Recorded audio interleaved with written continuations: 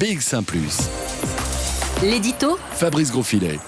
Un discours et surtout une méthode. En prenant le rôle d'informateur, Paul Magnette a donc voulu marquer un tournant et pour illustrer ce tournant, il a imposé ce changement de méthode. Partir de propositions concrètes et non plus des programmes des partis. Essayer de bâtir un accord de gouvernement à partir de quelques idées fortes et non pas à partir d'une idée de coalition que l'on se serait fait a priori au départ. Et pour souligner ce changement de méthode, Paul Magnette a aussi imposé un changement de style. Fini les longues semaines où nous n'avions aucune nouvelle des négociateurs. Lui, il a promis la transparence et il fait donc des points presse à intervalles réguliers. Alors non seulement Paul Magnette a changé de méthode, mais ce changement de méthode lui a permis de devenir le discours central. Le discours central de l'informateur, c'est donc le discours de la méthode, comme aurait dit Descartes. Ça permet de montrer qu'on n'avance pas au hasard, qu'on essaye de sortir des tractations de parti à parti, qu'on se donne un objectif et les moyens d'y parvenir. Alors surtout, Paul Magnette, en communiquant à chaque étape, oblige ses partenaires à avancer pas à pas. Pour l'instant, ils sont encore 10 à discuter, mais comme l'informateur tient la presse informée de chacune de ses initiatives, il est impossible de faire semblant. Si un parti décroche, on le saura tout de suite. En avançant étape par étape, Paul Magnette entame donc une montée de l'escalier pas par pas. Impossible de rester en bas de l'escalier. Chaque fois qu'on accepte une initiative, c'est qu'un parti a gravi une marche et on le sait.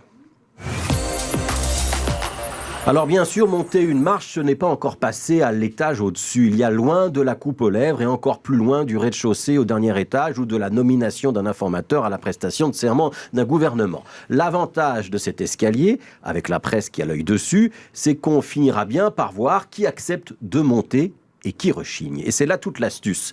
Voir si à un moment, l'un des partis, francophone ou néerlandophone, reste coincé sur une marche, alors que les autres auraient continué de grimper. Et on verra aussi ceux qui, ayant poursuivi l'ascension, la poursuivent, ou décident au contraire de stopper net pour regarder celui qui s'est arrêté à la marche précédente. Ça n'offre aucune garantie d'arriver en haut de l'escalier, bien sûr, mais ça oblige à identifier les partis bloquants et ceux qui prétendent ne pas bloquer, mais s'arrêtent quand même parce qu'un autre bloque.